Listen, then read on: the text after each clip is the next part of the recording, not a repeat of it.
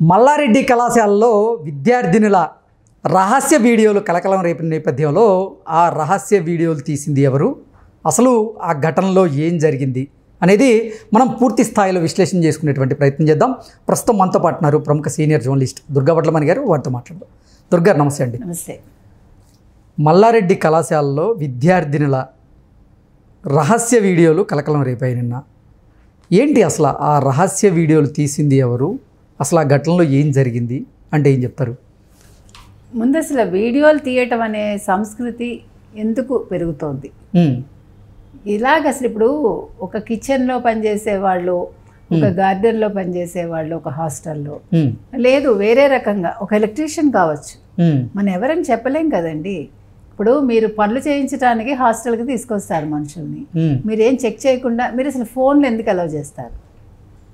ఇప్పుడు present situation ఎట్లా ఉందంటే అమ్మాయిలను టార్గెట్ చేసుకుని, అది ఎవడైనా సరే, ఈవెన్ అడుక్కునేవాడైనా సరే, మనకు తెలియదు మన టైం బాగాలేకపోతే, వాళ్ళకి ఏంటంటే ఈ సోషల్ మీడియా వచ్చాక, ఈ ఫోన్ అరచేతిలోకి వచ్చేసాక ప్రతిదీ చాలా ఈజీ అయిపోయింది. అంటే ఆడవాళ్ళు టార్గెట్ అయిపోతున్నారు. ఇప్పుడు అమ్మాయిలు ప్రతి నిమిషం ఎక్కడ చెక్ చేసుకుంటారండి? ఇప్పుడు మన ఇళ్లలోనే కొన్ని సందర్భాల్లో జరగచ్చు, మనకు తెలియదు. ఈవెన్ సొంత చుట్టాలే చేస్తారు ఇలాంటి పనులు. అవి చెప్పుకోలేని బాధలు చాలా ఉంటాయి. తల్లిదండ్రులు చాలాసార్లు ఇవన్నీ బయటపడితే బాగోదని, అంటే సొంత తమ్ముడైతే తల్లి చెప్పదు, అలాంటివి కూడా ఉంటాయి. కానీ ఇదేంటండి, మీరు ఒక భద్రత కల్పించాల్సిన ఒక కాలేజ్ మేనేజ్మెంట్ నిద్రపోతుందా? ఇప్పుడు అసలు మల్లారెడ్డి కాలేజెస్, ముఖ్యంగా మల్లారెడ్డి గారి మీద ఎప్పుడు ఏదో ఒకటి వస్తూనే ఉంటుంది. ఎందుకు వస్తుంది? నువ్వు ఎందుకు అట్లా నిర్లక్ష్యంగా ఉంటున్నావు? నీ హాస్టల్లో ఉండే అమ్మాయిల బాధ్యత నీకు లేదా? అండ్ అది ఆడపిల్లలకి సంబంధించింది, అది వ్యక్తిగత విషయాలు అవన్నీ. ఒక శరీరానికి సంబంధించిన వాడెవడో ఫోటోలు తీయటం ఏంటి? ఒక శరీరాన్ని వాడెవడో తీసి వాడు అప్లోడ్ చేస్తే ఆ పిల్లల బతుకు ఏమవుతుంది? అంతటితో ఆగుతాడా? వాడు రోజు నిత్య హెరాస్మెంట్ ఉంటుంది కదా. ఇప్పుడు వీడియోల్ని అడ్డం పెట్టుకొని వాళ్ళని బెదిరించేటువంటి చర్యలకు కూడా పాల్పడే అవకాశం ఖచ్చితంగా. ఇప్పుడు మన అన్నా యూనివర్సిటీలో చూసామండి, మెడ్రాస్ లో. ఇప్పుడు ఒక అబ్బాయి మాట్లాడుకుంటున్నారు సాయంకాలం చీకటి పడ్డాక. వాడెవడో ఇద్దరు వచ్చి వాళ్ళు ఆ పిల్లాడిని కొట్టి, ఆ పిల్లని బెదిరించి వీడియో తీసి, నువ్వు మాట్లాడితే చంపేస్తా ఉన్నారు. కానీ ఆ పిల్ల ధైర్యంగా పోలీస్ స్టేషన్కి వెళ్ళింది. కానీ గవర్నమెంట్ ఏం చేస్తుంది ఇవాళ? ఇప్పుడు మీరు ప్రతిదీ రాజకీయం చేసి, ఇక్కడంతా బాగుంది, ఒక మినిస్టర్ అంటాడు అన్నామలై తోటి, నువ్వు వెళ్ళి ఇంకెక్కడో చేసుకో, తమిళనాడులో అమ్మాయిలకి సేఫ్టీ ఉంది. ఏంటి సేఫ్టీ ఉంది? నువ్వేం మాట్లాడుతున్నావు? నీ ఇంట్లో వాళ్ళకి జరిగితే ఇలాగే మాట్లాడతావా? మినిస్టర్ మాట్లాడాడండి తమిళనాడులో, ఒక మినిస్టర్ మాట్లాడాడు, డిఎంకే మినిస్టర్. మీరు అసలు ఏం చెప్పాలి? ఇది జరిగింది, పొరపాటు జరిగింది, మేము అమ్మాయికి అన్నీ సరి చేస్తాము, వాడు ఎవడో వాడు ఎదురుగుండా ఉంటాట యూనివర్సిటీ బయట, వాడు చాలా కాలంగా బిర్యానీ అమ్ముతున్నట్ట. అంటే వాడు అబ్జర్వ్ చేసినాడు, వాడి మీద చాలా కేసులు ఉన్నాయి, వాడికి 3 భార్యలు ఉన్నారు. ఇంకో సంగతి ఏంటంటే, 3వ భార్య 2వ భార్య నాకు తెలీదు, అన్నా యూనివర్సిటీలో పనిచేస్తుందిట.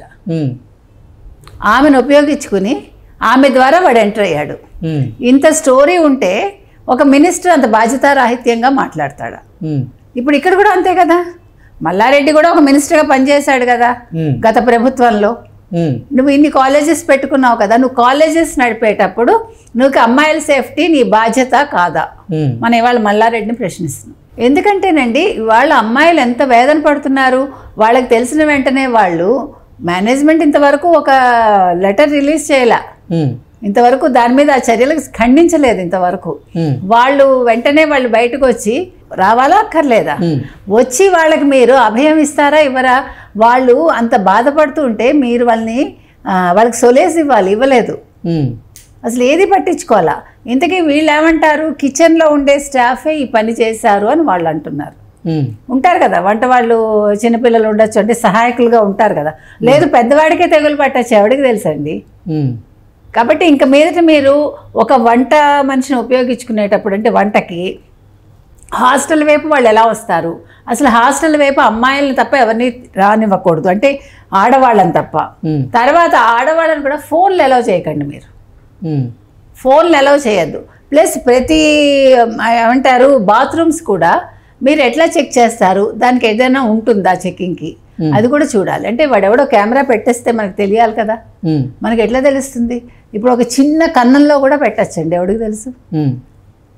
ఆడపిల్లలు ప్రతిదీ ఎక్కడండి, వాళ్ళు చదువుకుని వస్తారు చిన్న పిల్లలు, వాళ్ళు ఇవన్నీ ఎక్కడ ఆలోచిస్తారు? నన్ను ఎవడో మల్లారెడ్డి కాలేజ్లో అంటే సిఎంఆర్ కాలేజ్లో ఇప్పుడు ఈ నగ్న వీడియోల్ని చిత్రీకరించింది ఎవరు, అసలు ఏం జరిగింది, ఈ రహస్య వీడియోల్ని ఎవరు తీశారు అంటే ఏం చెప్తారు? అదే కిచెన్ స్టాఫ్ అని అంటున్నారండి. కిచెన్ స్టాఫ్ కావచ్చు అని అంటున్నారు. కిచెన్ స్టాఫ్ కాకపోతే అక్కడ పనిచేసేవాడు ఎవడైనా కావచ్చు. సో మీరు పనికి తీసుకునేవాడి బ్యాక్గ్రౌండ్ మీరు చెక్ చేయరా? చెక్ చేయాలి కదా, ప్రతి వాడిది చెక్ చేయాలి. చెక్ చేయకుండా మీరు అమ్మాయిల హాస్టల్లో ఎవరిని తీసుకోకండి, లేదు ఆడవాళ్ళనే మీరు రిక్రూట్ చేసుకోండి. ఆడవాళ్ళని రిక్రూట్ చేసుకున్నాక కూడా ఆ ప్రెమిసెస్లో ఫోన్లు వాడకుండా చూడండి. ఏం వాళ్ళు వంట చేసే 2-3 గంటలు ఫోన్ వాడకపోతే ఎవరికైనా నష్టం జరుగుతుందా? జరగదుగా. ఏదైనా అర్జెంట్ ఉంటే మేనేజ్మెంట్కి చెప్పమనండి, ఆఫీస్లో చెప్పమనండి. Let them come and talk to them, what's wrong in it. ఇదివరకు ఫోన్లు ఉన్నాయా మనకి? ఇంతకంటే ఘోరాలు జరిగినప్పుడే ఫోన్లు లేవు. కాబట్టి మనం ఏం చెప్తున్నామంటే దీనికి బాధ్యత ఇవాళ మల్లారెడ్డి తీసుకోవాలండి. అసలు మల్లారెడ్డి మీద ఎందుకు కేసు పెట్టండి ఎవరు కూడా? నీ కాలేజీలో జరిగినప్పుడు నువ్వే బాధ్యుడివి, నువ్వే కదా రన్ చేస్తున్నావు కాలేజీలు. ఇప్పుడు ఒక వ్యక్తి వల్ల ఏదైనా జరిగితే ఇన్సిడెంట్, ఆ వ్యక్తి బాధ్యుడు అన్నప్పుడు ఇంతకీ విద్యార్థులు ఏం చెప్తున్నారు అక్కడ? విద్యార్థినులు బయటకు వచ్చారండి, గొడవ చేశారు. విద్యార్థి సంఘాల నాయకులు కూడా వచ్చి వాళ్ళకి మద్దతు తెలిపారు, దాని మీద ఆందోళన చేశారు. మాకు న్యాయం జరగాలి, ఈ వీడియోస్ ఎక్కడికైనా వెళ్ళిపోయా లేదా, ఇది అసలు ఎవరు చేశారు, దీని మీద విచారణ జరగాలి, తర్వాత ఆ వీడియోలు బయటకు వెళ్లకుండా చూడాలి అని వాళ్ళు డిమాండ్ చేస్తున్నారండి. ఇది ఖచ్చితంగా మేనేజ్మెంట్ వెంటనే టేకప్ చేసి ఆ పిల్లలకి న్యాయం జరిగేలా చేయాలి, ఆడపిల్లలకి. ఓకే, పోలీస్ శాఖలో ఉన్నటువంటి కొంతమంది అధికారులు నిందితులను గుర్తించి వాళ్ళ దగ్గర ఉన్నటువంటి కొన్ని మొబైల్ ఫోన్లను కూడా సీజ్ చేసినట్లుగా కొన్ని వార్తలు వస్తున్నాయి. ఏంటి ఆ మొబైల్ ఫోన్లో ఏదైనా వీడియోలు ఉన్నాయా, రహస్య వీడియోలు? అంటే కొంతమందిని పట్టుకున్నారు, ఒక 4-5 ఎవరినో పట్టుకుని విచారణ జరిపారు అని అంటున్నారు. అది అంతటితో 4 లేదా 5 అనుమానితుల్ని అదుపులోకి తీసుకొని విచారిస్తున్నాము, వాళ్ళ దగ్గర ఉన్నటువంటి మొబైల్ ఫోన్లను కూడా మేము స్వాధీనం చేసుకున్నాం అంటూ కూడా పోలీస్ శాఖ తెలియజేస్తూ ఉంది. ఏంటి దానికి సంబంధించి, అంటే ఆ రహస్య వీడియోలకు సంబంధించినటువంటి ఆధారాలు ఏమన్నా ఆ ఫోన్లో ఉన్నాయా అంటే? అదేనండి ఇప్పుడు నేను అంటున్నది అదే. ఇప్పుడు అందులో ఉండే ఆ రహస్య వీడియోలు ఏవన్నాయో అవి ఇక్కడ డెలీట్ చేసేసారని అనుకుందాం, కానీ వాళ్ళు ఎవరికి ఫార్వర్డ్ చేయలేదు అని ఏంటి గ్యారంటీ అని అడుగుతున్నాం మీకు. సో ఆ కోణంలో కూడా విచారణ జరగాలి, మీకు అర్థమైందా? ఇప్పుడు ఆ పట్టుకున్న నిందితులే కాకుండా ఇంకెంతమంది ఉన్నారు, వీళ్ళు ఎవరెవరికి పంపించారు, ఆ పంపించిన వాళ్ళు ఎవరు, వాళ్ళు ఇంకెవరికి పంపించారు, ఇవన్నీ కూడా పట్టుకోవాలి. సో ఇది ఒక చైన్ ఆఫ్ ఇది కింద ఉంది కదా. అంటే కేసు అనేది ఇది చిన్న విషయం కాదండి. ఇప్పుడు ఒక చోట జరిగిందంటే ఇంకో చోట జరగదని ఏమైనా ఉందా? అంటే అది అలసత్వమే కదా. కాబట్టి ఇప్పుడు అమ్మాయిల ఏమనాలి, సెక్యూరిటీకి ఎవరు బాధ్యులు? మల్లారెడ్డే తీసుకుని మల్లారెడ్డి ఈరోజు స్టేట్మెంట్ ఇవ్వాలి, మల్లారెడ్డి దీనికి క్షమాపణ చెప్పాలని నేను అంటున్నాను. ఓకే అండి, థ్యాంక్ యూ సో మచ్.